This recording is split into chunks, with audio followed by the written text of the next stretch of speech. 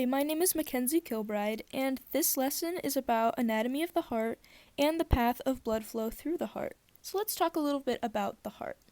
The heart is the main part of the cardiovascular system, and its job is to constantly pump blood throughout your body. During this process, blood cells deliver oxygen to the rest of your organs and remove carbon dioxide and other waste from them.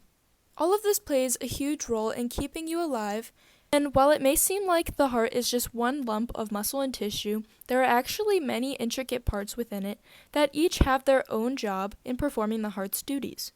So now let's dive into the anatomy of the heart. The heart is divided into 4 chambers. There's the right atrium, right ventricle, and left ventricle. Both of the atria are located at the top, while the ventricles are located at the bottom.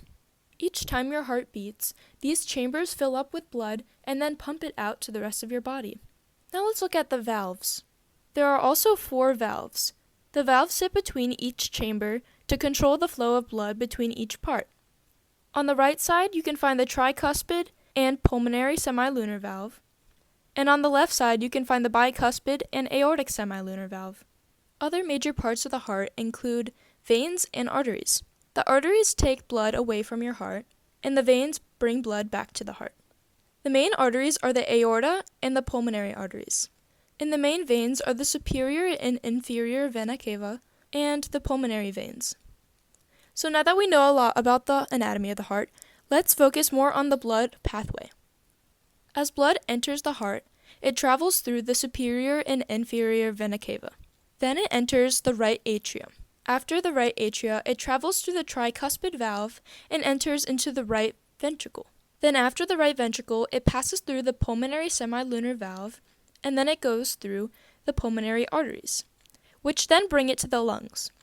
In the lungs, carbon dioxide is exchanged for oxygen. Now, the new oxygenated blood will enter through the pulmonary veins to enter the left atrium. After the left atrium, it then passes through the bicuspid valve and into the left ventricle.